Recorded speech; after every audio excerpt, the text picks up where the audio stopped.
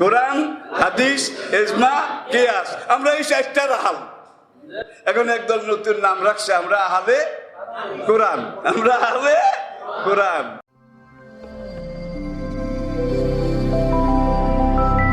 AtoZ Bangla, follow the rules of Islam. প্রিয় ভাইরা, এখন আবার নতুন অনেক গোত্র বের হয়েছে, তার মধ্যে একদল কয় তারা আহলে কোরআন। কি? তারা আহলে কোরআন। তাইলে আমরা কি? তারা বলে যে আমরা আহলে কোরআন, কোরআনে যা আছে এটা মানি, কোরআনের বাইরে আমরা কিছু মানিও না, জানিও না, মানবও না। ভাই, কোরআনের আয়াতগুলো হলো ডাইরেক্ট ওহী, ডাইরেক্ট অর্ডার, লহে মাহফুজ থেকে। কোরআনের এবারতটা আল্লাহর তৈরি, কোরআনের তর্জমাটা আল্লাহর তৈরি।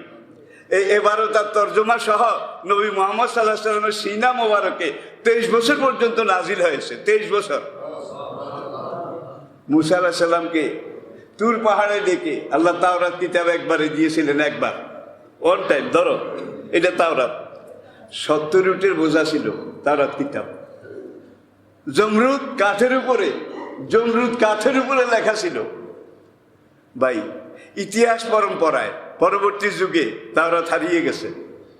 তাওরাত হারিয়ে যাওয়ার পরে জাবুর, ও আতাইনা দাউদ নবীর কাছে আল্লাহ জাবুর কিতাব নাজিল করেছিলেন। অনেক বছর কাল পরম্পরায় সময়ের নিরিখে জাবুর কিতাব এইটাও নকল হয়ে গেল, 2 নম্বর হয়ে গেল। এরপরে আল্লাহ রাব্বুল আলামিন ঈসা আলাইহিস সালাম, মরিয়মের বেটা ঈসা আলাইহিস সালামের উপরে ইনজিল কিতাব, ইনজিল সুরিয়ানি ভাষায় নাজিল করেছিলেন। ইনজিলও যখন নড়চড় হয়ে গেল, 2 নম্বর হয়ে গেল, ইনজিলের কিছু কথা সেই যুগের মৌলবীরা, কোরআন যাদেরকে বলেছে আহবার এবং রোহবান, আহবার রোহবান, কোরআনের প্রতিশব্দ আমি ব্যবহার করেছি। তাদের খাওয়ার সুবিধা হয়, পাওয়ার সুবিধা হয়, তাদের ভোগ করার সুবিধা হয়, এই রকম কিছু কথা ওই ভাষায় তৈরি করে, যেখানে ধর্মীয় নেতাদেরকে বলা হয়েছে ফি সাবিলিল্লাহ দ্বীনের দাওয়াত দাও। এখন এই কথাগুলো বাইর করে যা পারো বাবারে দাও, যা পারো পীরেরে দাও, যা পারো হুজুরে দাও। ভাই, নতুন গাছে কাঁঠাল ধরেছে, এইটা বাবার জন্য রাখো। ছেলেদের চেয়ে বাবার হক বেশি। কেমন? বাবারে এরকম কাঁঠাল তো কত মুড়িতে দেয় নাকি? বাবারে এরকম কাঁঠাল তো কত মুড়িতে দেয়। একটা গাছে হচ্ছে একটা কাঁঠাল ধরেছে, এখন এইটাকে পেলে বাবার জন্য ওরসে নিয়ে গেছে। ছেলেরা কাঁঠালের দিকে বারবার তাকায় আর মুখ মলিন করে, আরে একটা কাঁঠাল ধরলো, তাও তো খাইতে পারলাম না। লে নফসিকা আলাইকা হাক্কুন, ওলে জাওজাতিকা আলাইকা হাক্কুন, ওলে আওলাদিকা আলাইকা হাক্কুন, ওলে জিরানিকা আলাইকা হাক্কুন। সুতরাং এখন একদল মানুষ, বাংলাদেশেও কিন্তু এটা আগে ছিল না, এখন মাথা ছাড়া দিয়েছে বিভিন্ন আহাল। একদলকে আমরা আহালুল কোরআন, কোরআনের বাইরে আমরা আর কোনো কিছু মানি না। ভাই, একটা কথা, কোরআনও আল্লাহর বাণী, কোরআনও ওহী, আর হাদিস এটা আল্লাহর বাণী। কিভাবে? কোরআনটা ডাইরেক্ট অর্ডার, ডাইরেক্ট অর্ডার, লহে মাহফুজ থেকে আল্লাহ ডাইরেক্ট নবীজি সিনা মোবারকে নাজিল করেছেন। আর এই কোরআনের ব্যাখ্যা নবী নিজে দিয়েছেন। কিভাবে দিয়েছেন? একটা আয়াত নাজিল হতো, নবী চুপ করে, আর একবার নাজিল করলেই নবীজির ইয়াদ স্মরণ থাকতো। এইভাবে এখন এই আয়াতের ব্যাখ্যা নবী আমাদেরকে দিয়েছেন। কোরআনের ব্যাখ্যাই হাদিস, হাদিস অন্য কিছু নয়, কোরআনের তাফসীর। এক একটা আয়াতকে সামনে রেখে নবী বলছে এইটা এইভাবে, এইটা এইভাবে, এইটা এইভাবে, এই আয়াত এইভাবে। তাইলে কোরআনটা হলো ডাইরেক্ট অর্ডার আর হাদিসটা হলো ইনডাইরেক্ট অর্ডার নাকি? ওমা ইয়ান্তিকু আনিল হাওয়া, কোন কোরআন আয়াতের তর্জমা আমার এই নবী তার মন থেকে বলেন না। ইন হুয়া ইল্লা ওয়াহিয়ুন ইউহা, এই আয়াতের তর্জমা কি হবে? এটা আমার নবীর কলবের মধ্যে আমি এলকা করি, এলকা। কোরআনটা ওহী, হাদিসটা এলকা। আমি ওটা বুঝাইতে পারি নাই। ওহি মানে কোরআনটা ডাইরেক্ট অর্ডার, সরাসরি এসেছে।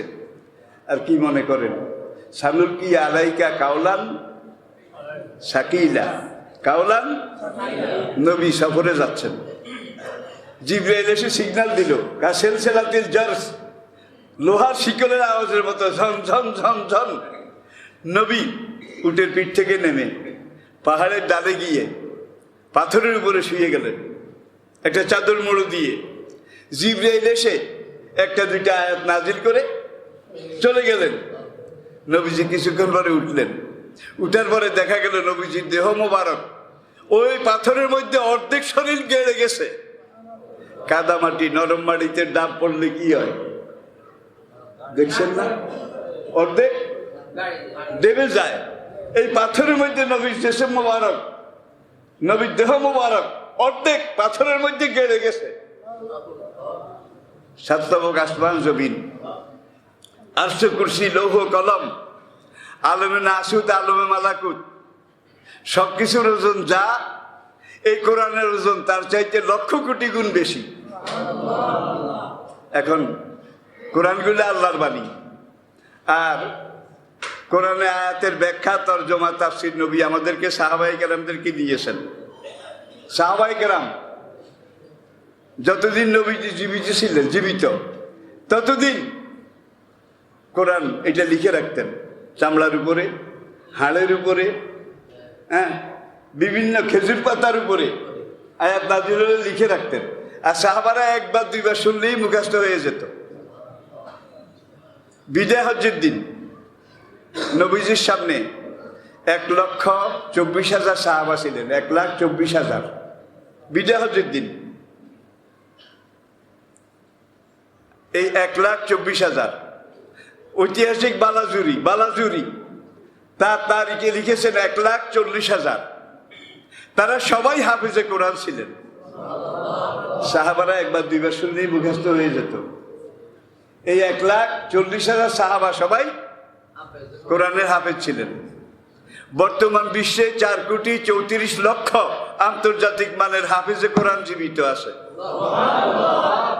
ভাই, তাওরাতের জমানায় তাওরাতের কোন হাফেজ সাহেব একজন আছিল? একজন থাকলেও তো এই যে ইতিহাসে থাকতো। তাওরাতের একজন হাফেজ সাহেব ছিল। ইঞ্জিলের যুগে, ইঞ্জিলের বোধহয় একজন হাফেজ সাহেব আছে, এই যুগে নাই, সেই যুগে বোধহয় আসিল, সেই যুগে আসিল না। ওয়াতাইনা দাউদা জাবুরা, দাউদ নবীর আমলে দাউদ আলাইহিস সালামের সাহাবাদের মধ্যে একজন বোধহয় জাবুর কিতাবের হাফেজ সাহেব ছিল। কিন্তু আমাদের নবীর জীবিত অবস্থায় এই 1,24,000 সাহাবা, পুরা কোরআন তখন বিদায় হজ্জে নাজিল হয়ে গিয়েছিল, অল্প একটু বাকি ছিল। এই যে দূর কোরআন নাজিল হয়েছে, পুরা কোরআনের হাফেজ ছিলেন সাহাবায়ে কেরাম। আর এই কোরআন ওয়ালাকাদ ইয়াসসারনাল কুরআনা লিযিকরি ফাহাল মিন মুদ্দাকির, একটা সূরার মধ্যে 4 বার আল্লাহ বলেছেন যারা মুখস্থ করতে চায়, কোরআন মুখস্থ করা সবচেয়ে সহজ। কি? প্রাচীন ভারতে সত্যযুগ, ত্রেতা যুগ, দাপর যুগ, এখন কলির যুগ, কলির যুগ। কলির যুগের আগে সত্য, ত্রেতা, দাপর, এই 3 যুগে তাদের সবচেয়ে উল্লেখযোগ্য নির্ভরযোগ্য গ্রন্থ হল বেদ। বেদ, ঋগ্বেদ, যজুর্বেদ, সামবেদ, অথর্ববেদ। বেদের 4টা অংশ আছে। আচ্ছা, সেই সত্য, ত্রেতা, দাপর যুগে বেদের একজন ব্রাহ্মণ হাফেজ সাহেব ছিল না? থাকলে কর, একজনও যদি থাকতো সেটা ইতিহাস হয়ে থাকতো, ঠিক কিনা বলেন? তাহলে তাওরাত, জবুর, ইনজিল এগুলো সেই যুগে ধর্ম ছিল। নবী যতদিন ছিলেন তখন এইটা ছিল, কিন্তু নবী চলে যাওয়ার পরে তাওরাত নষ্ট হয়ে গেছে, জাবুরও নষ্ট হয়ে গেছে, ইনজিলও নষ্ট। বুঝলেন তো শেষ কথা? তাইলে ভাই অতিভক্তি চোরের লক্ষণ। এখন যারা কয় আমরা আহলে কোরআন, দাল মে কুছ কালা হয়। মুসলমান আহলে কোরআন হয় কেমনে? আহলে কোরআন, আহলে হাদিস নাকি? কোরআন আর হাদিস এই দুইটাকে বিশ্বাস করতে হবে। না, হাদিস টাদিস কিছু দরকার নেই, আমরা কোরআন থেকে ডাইরেক্ট। এগুলা কিন্তু ইহুদিদের ষড়যন্ত্র। তারা এমন বড়ি ঢুকাইতেছে এক একবার এক এক নামে এক এক ভাবে, যাতে করে মুসলিম উম্মাকে এইভাবে ধ্বংস করা যায়, ছিন্ন বিচ্ছিন্ন করে নিজেদের মধ্যে মারামারি এটা লাগিয়ে দেওয়া যায়, এটা শুরু করে দেওয়া যায়, গৃহযুদ্ধ শুরু করে দেওয়া যায়। পরিশেষে যে কথাটা আপনাদেরকে বলার দরকার যে আমরা আহলুল কোরআন, আমরা আহলে হাদিস। আবার আহলে হাদিস হইয়া এমন কথা আমরা বলি না রাস্তার পাশে আডিয়া মুড়া ফেন্সিডিল খায়, গাঁজা খায়, এই বেটায় দেখে তার বিরুদ্ধে কথা কয় না, কি নেশা খায় তার বিরুদ্ধে কথা কয় না, আরেকজনের মেয়ে একটা নিয়ে সে মোজ করে তার বিরুদ্ধে কথা কয় না, কথা কয় কার বিরুদ্ধে?